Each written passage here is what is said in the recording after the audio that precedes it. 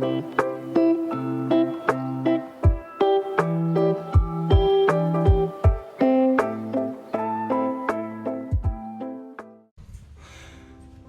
welcome to our room number 8265. So it's on the 8th floor, interior room. So obviously one of the smaller rooms you can get. It's just the wife and I for this trip. Starting off with the desk, which is behind me. But just want to give you a quick little glance of everything first, so just seeing what it all looks like in the layout. And this is Odyssey of the Seas. So one of the very new ships in the fleet. Okay, for the desk, this is where most of your outlets are. You got 2 US as well as 2 normal USB-A ones and a European one. This is also where your light switch is for the vanity. The desk chair pulls out. And if you order any water, this is where they leave it. They leave all your water right here. And I like water, and probably got a little bit too much. I got 2 cases, but it is what it is. And since this is one of the newer ships, there is plenty of storage on this ship. First storage here is going to be the little refrigerator. Doesn't get it cold. One of the tricks though is if you leave it crack, it'll get a little bit colder, or you can just simply ask your room attendant for a bucket of ice every day. Then he's got your blow dryer that you're going to use right there at the desk area, primarily because the bathroom does not have a plug. And you'll see later when we unplug that, or you'll see later when we unpack that, it will be super simple because we use packing cubes, and we can just literally take them out and put them in the drawers. In this top drawer though, it appears that's where the menus are. So if you want a room service, there's some room service that's for free and some that's not. So all you do is so the room service, this is going to be $7.95 per time when you order, but you can order as much food as you want. This is really great if you bring your kids and you're in the pool and you just want to get something back before nap time. Otherwise, the breakfast menu, you just simply click what time of the day you want it on and your room stay attendant and have it out there by 3 a.m. in the morning. And then as long as you order here on the Continental breakfast side, your breakfast is free. Otherwise, if you order the American breakfast, you're going to pay the $7.95 room service fee. A little lamp, which I don't remember seeing on any of the other ships that we've been on. This is the newest ship that we've been on. And then here you have a pretty good sized TV. There is there's nothing up there. That doesn't work.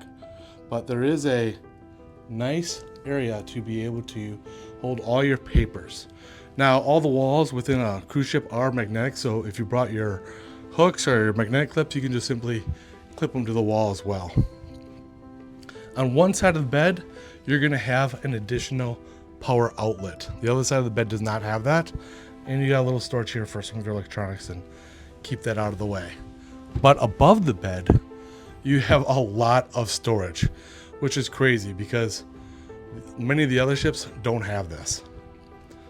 Now, right now, our beds are together, well, because we like sleeping close together, but if you're with someone that you don't want to sleep next to each other, you can simply ask them to separate these beds. And like I said, you have the phone here on this side, but there's no outlet. In a closet, along with your room safe. Now, one thing you want to make sure you do is use it and not leave anything in there.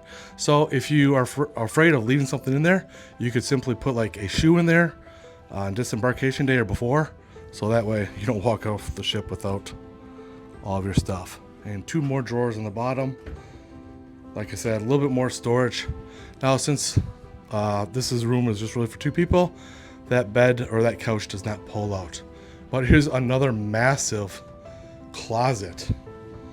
Now, some people do like to bring additional hangers. You could ask your room attendant. If you bring them, they're the foldable kind. They're kind of nicer because these hangers here, once when the ship gets a rocking, they'll clank a little bit. So just simply separate them apart and then they won't clank. Oh, you got 1 hook. That's why you bring magnetic hooks. It's your typical cruise bathroom, but with a little bit nicer decor. And you got your special trash can for special things, extra shelves, and what looks to be a little bit of a bigger shower, but I'm guessing that's not true and it's just deceiving. And don't forget your wonderful 3-in-1 shower gel. Now, one thing I'm not seeing is the clothesline that is in the that is on many of the other ships. Typically, there's a little clothesline to hang your wetsuits up there, but they got the little hooks here, and then 2 more on the door. So another reason to bring your hooks. And when you have the hooks, make sure that you bring the heavy-duty ones, not the little cheap 10-pound ones. And don't forget, only their toilet paper should go down, and everything else should go in the basket. The reason being is their sewer system is very sensitive, and if people put something else, it clogs it up, and then other people have got a very messy room. And one last quick tip is if you have a European adapter, bring that and you'll get extra space. Now, in all honesty, you have a lot of plugs on this ship compared to other ones. Other ships, older ships, they're not going to have as many, so that other plug is going to be more important. So let me know in the comments below, what do you prefer? Do you prefer an interior room to save some money, or are you going to do a ocean view or balcony room? Thank you very much. This is Brian, Tips for Cruisers.